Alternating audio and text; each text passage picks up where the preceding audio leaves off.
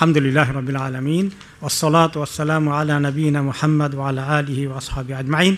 আলহামদুলিল্লাহ, আজকে আমাদের তাফসীর শুরু হচ্ছে সূরা আল আহজাবের 49 নম্বর আয়াত থেকে। আল্লাহ তাআলা ইরশাদ করছেন, ইয়া আইয়ুহাল্লাযীনা আমানু, হে ঈমানদারগণ, ইযা নাকাহতুমুল মুমিনাতি, যখন তোমরা মুমিন মহিলা মুসলিম মেয়েদেরকে বিয়ে করো, সুম্মা তাল্লাকতুমুহুন্না মিন ক্বাবলি আন তামাসসুহুন, এমন যদি হয় যে অথবা তোমরা তালাক দিয়ে ফেলেছ তাদের সঙ্গে সম্পর্ক শুরু করার আগেই, নেকাহ হয়েছে কিন্তু আর কিছু হয়নি, এমন অবস্থায় কেউ যদি তার স্ত্রীকে তালাক দেয়, ফামা লাকুম আলাইহিন্না মিন ইদ্দাহ তা'তাদুনাহা, তাহলে এই মহিলাদের আর কোনো ইদ্দত লাগবে না, ইদ্দত গুনতে হবে না। এখন এই আয়াতের মধ্যে নেকাহ এবং তালাকের দু একটি বিষয় আলোচনা আসছে, পরের আয়াতেও কিছু থাকবে। আমরা জানি যে নেকাহ এবং তালাক এই সমস্ত বিষয়ে শরীয়তের সুস্পষ্ট গাইডলাইন আছে, নির্দেশনা আছে, এবং একদম সব বিষয় বিস্তারিত বলা আছে। শরীয়তের বাইরে নেকাহ তালাকের মধ্যে কোনো কিছু উল্টাপাল্টা করা যাবে না। এটা এমন নয় যে এরকম হলে সুবিধা হবে, ওরকম হলে একটু অসুবিধা হয়, আমার মন মতো করে ফেলি, তা হবে না। একদম হালাল হারামের মতো করে সুস্পষ্ট করে আল্লাহ তাআলা বলে দিয়েছেন সমস্ত নিয়ম কারণগুলো নেকার ক্ষেত্রে এবং তালাকের বিষয়ে। এবং সূরা তালাক নামেই এক সূরা আছে, এবং অন্যান্য সূরাতেও আল্লাহ ব্যাপক আলোচনা করেছেন তালাক সম্পর্কে। এখানে বলেছেন যে যখন কোনো মহিলাকে তোমরা বিয়ে করো এবং বিয়ের পরেই তালাক হয়ে যায়, তাকে টাচ করার আগে, অর্থাৎ তার সঙ্গে শারীরিক সম্পর্ক স্থাপনের আগেই যদি তালাক হয়ে যায়, তাহলে এই ক্ষেত্রে তার ইদ্দত লাগবে না। ইদ্দত কি জিনিস? কেউ যদি তার বিবাহিত স্ত্রীর সঙ্গে সম্পর্ক স্থাপনের পরে এরপরে কোনো সময় তালাক দিয়ে ফেলে, তাহলে এই স্ত্রীটার ইদ্দত আছে। ইদ্দতের অর্থ হলো এমন একটা পিরিয়ড, এমন একটা সময়, এই সময়ের ভিতরে সে চাইলে তার স্ত্রীকে উইথড্র করতে পারবে, তালাক উইথড্র করতে পারবে, আবার দাম্পত্য জীবন ক্যারি অন করবে। আর এই সময়ের ভিতরে মহিলা অন্য কোনো জায়গায় বিয়ের প্রস্তাব গ্রহণ করতে পারবে না, প্রস্তাব তাকে দেওয়াও যাবে না। তার ইদ্দত পার হয়ে গেলে তখন গিয়া যে স্বামী যখন উইথড্র করেনি, ইদ্দত পার হয়ে গেছে, এখন এই মহিলার প্রস্তাব দেওয়া নেওয়া করা যাবে। ইদ্দত কতক্ষণ? ইদ্দত কী জিনিস? এটা একটা সময়, একটা মেয়াদ। ইদ্দতের অর্থ হলো মেয়াদ। মেয়াদটা হলো একটা মহিলার 3টা মাসিক পার হওয়া। একটা মহিলার 3টা মাসিক পার হয়ে গেলে যখন কেউ তার স্ত্রীকে তালাক দেয়, তখন এই 3টি মাসিক পার হয়ে গেলে তালাকটা কার্যকরী হয়, তার আগে তালাকটা কার্যকরী হয় না। এখন 3টা মাসিক যেতে কারো একটু 3 মাসের কাছাকাছি, তার 3 মাসের সামান্য একটু বেশি, কারো 3 মাস এরকম করে যায়, যে সমস্ত মহিলার মাসিক হয়। আর যাদের মাসিক হয় না, বুড়ো হয়ে গেছে অনেক সময়, এই বয়সে আর মাসিক হয় না, আল্লাহ মাফ করে, এই সময় তালাক হয়ে গেলে তখন তার ইদ্দত কতদিন থাকবে? তখন তাকে 3টি মাস গুনতে হবে তালাক দেওয়ার দিন থেকে, 3, 30, 90 দিন। ঠিক আছে? আর যে সমস্ত মহিলার স্বামী মারা যায়, তাদের ইদ্দত আবার অন্যরকম। স্বামী মারা গেলে ইদ্দত কত দিনের? 4 মাস 10 দিন। তো সেটার আরেকটা ইদ্দত রয়েছে। এরপরে তালাক দেওয়ার ক্ষেত্রে কোন তালাক দিলে উইথড্র করা যায়, কোন তালাক দিলে উইথড্র হয় না, কয়বার উইথড্র করা যায়। এক তালাক দিলে প্রথমে একটা মানুষের জন্য সুযোগ রেখেছেন আল্লাহ তাআলা, এক তালাক ইউজ করেছে সুন্নত তরিকা, এটাই সুন্নত তরিকা। একসঙ্গে কতগুলো তালাক না দিয়ে কয়টা তালাক দিতে হয় একসঙ্গে? একটা তালাক। মনে থাকবে তো? নাকি 3টা মুখস্থ করে বসে আছেন? 3টা মুখস্থ করে বসে আসলে আপনাদের ওমর রাদিয়াল্লাহু আনহু দরকার। আগে শুনলেই পিটা দিবে, কোনো কথা নাই। 3 তালাক দিছে কেন? এরকম লোকের দরকার ছিল এই জমানায়। কিন্তু আমাদের লোকেরা মুখস্থ করছে তালাক দিলে কয়টা দেওয়া লাগে? দিলে তো 3টাই দেওয়া লাগে। এ উল্টা জিনিস মুখস্থ করেছে, ঠিক কিনা বলেন? মাসালা না জানার কারণে খুব শক্ত গুনাহ হবে 3টা একসঙ্গে দিলে। সুন্নত তরিকা তালাক দিতে হবে। 3 তালাক একসঙ্গে দিলে বেদাত, গুনাহ হয়। এক তালাক দিবে। এক তালাকের ভিতরে রাগ করছে, দুইজনের মধ্যে অসুবিধা হয়েছে, আলাপ আলোচনা করে আবার সুন্দর করে উইথড্র করতে পারবে। ঠিক আছে, আমার আসলে রাগের মাথায় বলে ফেলছি, স্ত্রীও বলছে যে আমি হয়তো একটু তর্ক করে ফেলেছি, ঠিক আছে আমরা একত্রিত হয়ে যাই। এই এক তালাকের পরে উইথড্র করে নেওয়া যায়, উইথড্র করলাম, আবার স্বামী স্ত্রী দাম্পত্য জীবন আলহামদুলিল্লাহ চলতে থাকবে। কিন্তু জীবন থেকে এক তালাক খসে গেছে, এটা আর হিসাবে থেকে চলে গেছে, এটারে বলবে না উইথড্র করছে আবার 3টা রয়েছে এখনো, না, একটা কমে গেছে, কটা বাকি আছে, 2টা মাথায় লটকে আছে, এখন বিয়ে শাদী করা, সংসার করা যাবে। এখন আল্লাহ মাফ করুক, আবার যদি গণ্ডগোল লাগে উইথড্র করার পরে, আবার গণ্ডগোল লাগে, আবার ব্যবহার করছে আরেক তালাক, তখনও আবার আল্লাহ তাআলা সুযোগ দিয়েছেন যে ঠিক আছে দুইজনে আফসোস করতেছে এখন কি করলাম, তা আবার উইথড্র করতেছে 3 নম্বর মাসিক পার হওয়ার আগে। এনি টাইম যদি উইথড্র করে, ওই দিনই উইথড্র করে, 1 মাস পরে করে, 2 মাস পরে করে, 2.5 মাস পরে করে, মাসিক শেষ হওয়ার আগের দিনে করে ফেলে, 3 নম্বর মাসিক শেষ হওয়ার আগে, তাহলে আবার উইথড্র হয়ে গেল, দাম্পত্য জীবন অ্যাজ ইউজুয়াল চলবে। কয় তালাক বাকি আছে? একটা বাকি আছে। তারপর আবার গন্ডগোল লেগে আরেকটা দিয়ে দিল, এখন কি হলো? এখন সব শেষ, আর সুযোগ নাই। এখন মহিলার 3 নম্বর মাসিক পার হয়ে গেলে, ইদ্যাত পূরণের পরে মহিলা অন্য কোনো জায়গায় বিয়ে শাদী করতে পারবে, এই স্বামীর কাছে নতুন করে বিয়ে করে আসারও কোনো সুযোগ নেই। এই হলো 3 তালাকের পদ্ধতি, তাই না? তো এখন একসঙ্গে 3 তালাক দেওয়াটা এটা ঠিক নয়, এটা খবরদার ভালো করে শিখাবেন। ছোটোকাল থেকে মুখস্থ করে রাখছে তারা, এই মুখস্থ বাদ দেন, মুখস্থ করবেন কোনটা, যে 1 তালাক দিতে হয়, এর বেশি দেওয়া ঠিক না। মনে থাকবে তো? বাচ্চা কাচ্চারও শিখাই দেবেন, বলে থাক তালাকের মশলা শেখানোর দরকার নাই, উল্টাপাল্টা দিন শেখাবো কেন? আরে মিয়া শিখান, না শিখালে তো উল্টা কাজ করবে, না শিখে তো এই কাজ করেছে।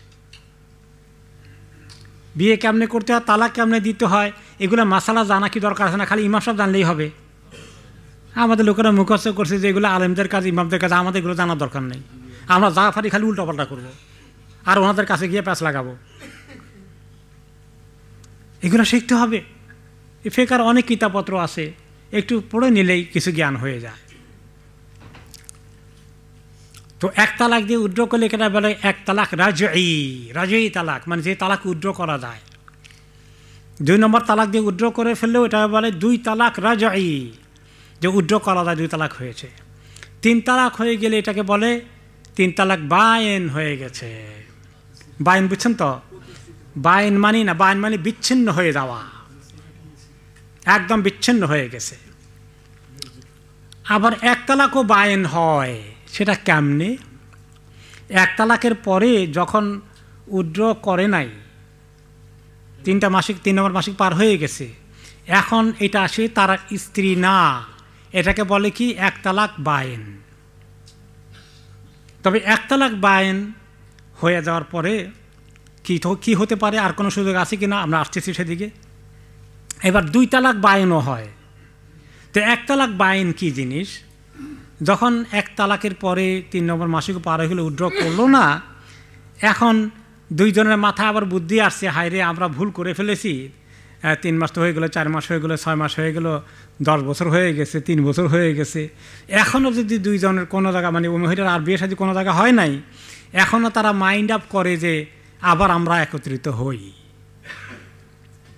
তো 1 তালাক বায়েনের পরে 3 মাস পরে তার স্ত্রী না, মানে এটা নাম হলো বায়েন। কিন্তু এই বায়েনটা ফাইনাল বায়েন না, এখন চাইলে 2 জনে আবার বিয়ে শাদী করতে পারবে, আর কিছু লাগবে না। 1 তালাকের পরে বায়েন হয়ে গেলে, 2 তালাকের পরে বায়েন হয়ে গেলেও একই হুকুম, যে 3 মাসের মধ্যে উইথড্র করে নাই, 4 মাস, 5 মাস, 6 মাস, 10 বছর, 3 বছর, 5 বছর হয়ে গেছে, এখন আবার তারা একত্রিত হবে, শুধু নতুন করে একটা আকদ পড়াইতে হবে, 2 জন সাক্ষী থাকলেই হবে, একটা ছোটোখাটো একটা মোহর দিয়ে দিবে। আবার 1 তালাক নর্মাল যখন তালাক দেয় তখন তো বায়েন হয় না, তালাকটা যখন শেষ হয়ে যায়, ইদ্যত শেষ হয়ে যায়, 3টে মাসিক পার হয়ে যায়, হয়ে গেলে এটাকে বলে এখন বায়েন হয়ে গেছে। যদি 1 তালাকের ভিতরে উইথড্র করতো তাহলে এটাকে বলে তালাক রাজি, মানে উইথড্র করা গেছে। আর উইথড্র না করলে তারা বিচ্ছিন্ন হয়ে গেছে, স্বামী স্ত্রী আর নাই। কথা বুঝলেন? এখন ওই মহিলা চাইলে ইদ্যত পার হয়ে যাওয়ার পরে এই মহিলা চাইলে আগের স্বামীকে নতুন করে বিয়ে করতে পারবে, অথবা চাইলে যে না আমি আরেকজনকে বিয়ে করব, তার জন্য পথ খুলে গেল। এই কারণে এটাকে বাইন বলে, তার থেকে বিচ্ছিন্ন হয়ে গেছে। বুঝতে পারছেন তো? আর যখন তার ওই ইদ্যত পুরে নাই, বলতে হবে যে এখন এক তালাক হয়েছে, 1 মাস গেছে, 2 মাস গেছে, এখন বাইন বলা যাবে না। বাইন কখন বলবেন? 3 নম্বর মাসিক পার হয়ে গেছে, 3 নম্বরটা শেষ হয়ে গেছে, উইথড্র করে নাই, এখন কি বলবেন? 1 তালাক বাইন হয়েছে। তাহলে 1 তালাক বাইন হয়, 2 তালাক কেমনে বাইন হয় বুঝছেন? বুঝে আসছে? এই 2টার হুকুম একরকম, আর 3 তালাক বাইন হয়ে গেলে তার হুকুম আরেক রকম। 3 তালাক বাইনের পরে যে আমরা এখন 3 মাস পরে, 2 মাস পরে, 6 মাস পরে আচ্ছা আমরা আবার একত্রিত হই, পারা যাবে না। এখন সেখানে একটা সুযোগ যদি আসে যে কোনো সময় যদি ওই মহিলা বিয়ে হয়ে গেছিল 3 তালাকের পরে, অন্য কোনো জায়গায় তার বিয়ে হয়ে গেল, বিয়ে হওয়ার পর ওখানে সংসার তেমন একটা টিকলো না, অথবা ওই স্বামীটা মারা গিয়েছে, এখন এই মহিলা চাইলো যে, বা আগের স্বামীও চাইলো যে তারা ওই আগের স্বামীটা এখন তারা আবার পুনরায় বিবাহিত হতে পারে কি না। যেহেতু আরেকজনের সঙ্গে বিয়ে হয়েছে 3 তালাকের পরে, ওই আগের 3টা কাটা চলে গেছে, আগের 2টা কাটা চলে গেছে 1 তালাক বাইনের, ওই 1 তালাকটাও হয়ে গেছে, এখন আবার তাকে নতুন করে বিয়ে শাদী করতে পারবে। এটা বুঝছেন নাকি বুঝেন? বুঝেন নাই? কেউ হাত তোলেন? আচ্ছা, আলহামদুলিল্লাহ। কারণ এগুলোর মধ্যে উল্টাপাল্টা করে ফতোয়া দেওয়া শুরু করলে বিপদে পড়বেন, কিন্তু খবরদার তালাকের ফতোয়া কাউকে দিবেন না। জানলেও ফতোয়া দেবো না যে এইরকম হইতে পারে, তবে তুমি মুফতির কাছে, ইমাম সাহেবের কাছে, আলেম সাহেবের কাছে জিজ্ঞেস করে নিবা। রাইট। এখন আমাদের দেশে ওই একসঙ্গে 3 তালাক দিয়ে ফেলে। এখন আমরা আসি যে একসঙ্গে 3 তালাক দিয়েছে, 1, 2, 3, 3টা দিয়ে দিছে। এটাকে বেদাতের তরিকায় তালাক দিয়েছে, গুনার তরিকায় তালাক দিয়েছে। এবং এই তালাকের হুকুম কি, এটার ব্যাপারে এই সারা বিশ্বে এই সাহাবিদের জমানা থেকে নিয়ে এই পর্যন্ত ইখতলাফ হয়ে আসছে উম্মতের মধ্যে 2টো মত।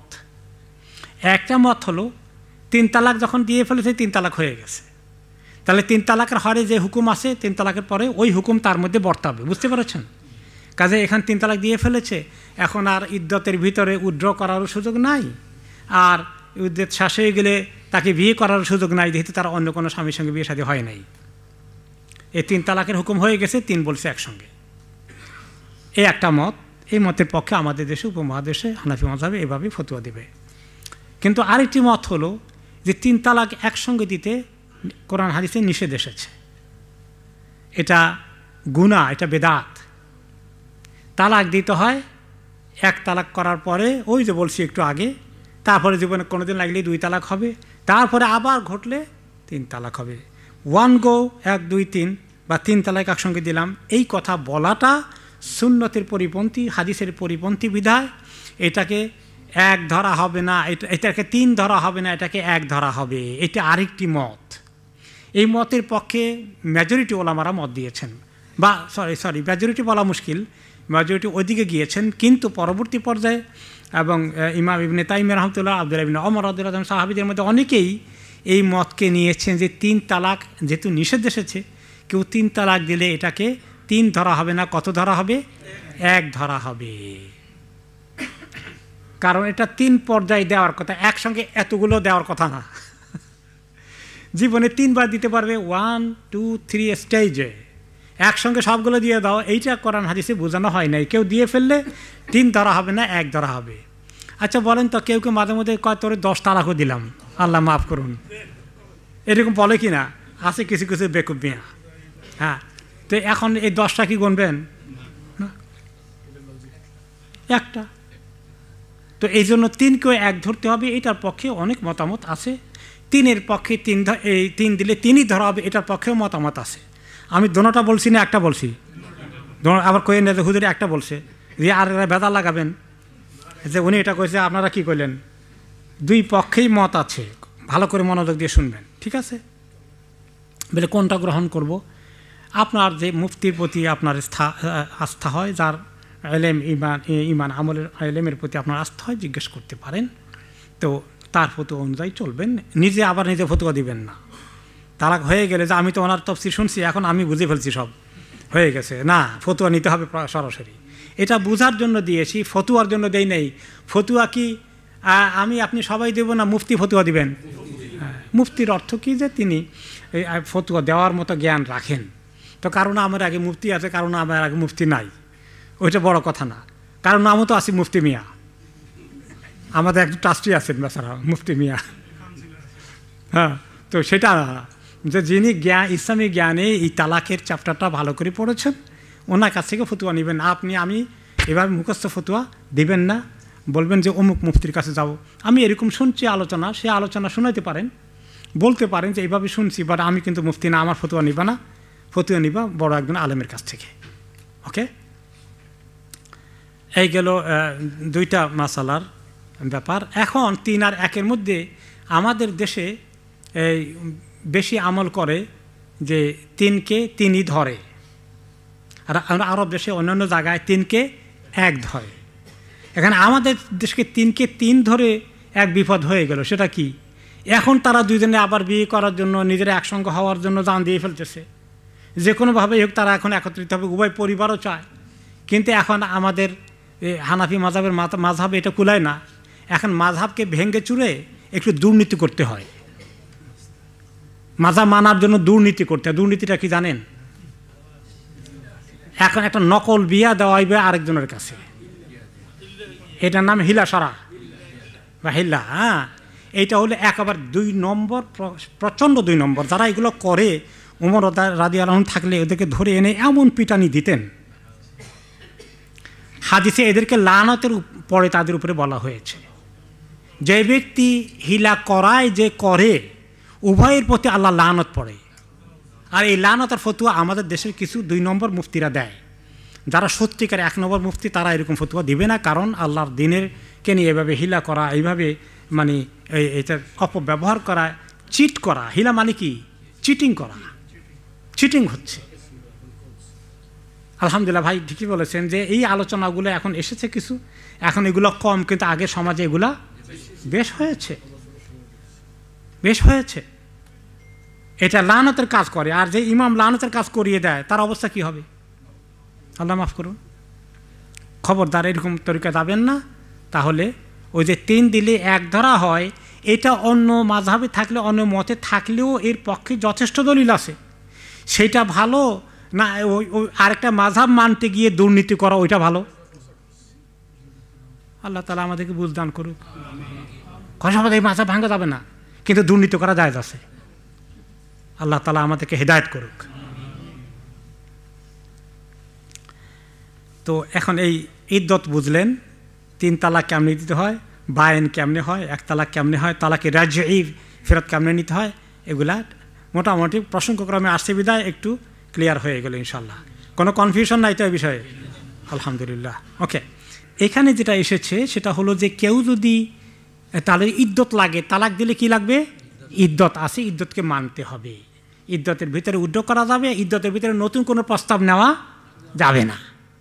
এখন বলা হচ্ছে যে একজন পুরুষ একটা স্ত্রীকে বিয়ে করলো, বিয়ে করার পরে তাদের মেলামেশা হয় নাই, কিন্তু কোনো কারণে হোক তাদের বিচ্ছিন্নতা হয়ে গেছে, তালাক দিয়ে ফেলেছে, তালাক দিয়ে ফেলেছে। তাদের সঙ্গে শারীরিক মেলামেশার আগেই তালাক হয়ে গেছে। এখন তাদের ব্যাপারে আল্লাহ তাআলা ছাড় দিয়েছেন, ফামা লাকুম আলাইহিন্না মিন ইদ্দাহ তাতাদুনহা। এই মহিলাদের আর ইদ্দত গুনতে হবে না। যখনই তালাক দিয়ে ফেলেছে স্বামী, পরের দিনই, ওই দিনই তার স্বামী তালাক দেওয়ার পরে এই মহিলা চাইলে অন্য কাউকে বিয়ে শাদী করতে পারবে, প্রস্তাব নিতে পারবে, অথবা ওই ওই ওই স্বামীর সঙ্গে তো তার যেটা সুযোগ আছে সেটা তো আছেই যে যেতে পারবে। কিন্তু নতুন স্বামীর নতুন প্রস্তাব হয়ে যেতে পারে পরের দিনই, কোনো অসুবিধা নেই। স্বামী স্ত্রী মিলামেশা না হলে তার ইদ্দত গুনতে হবে না।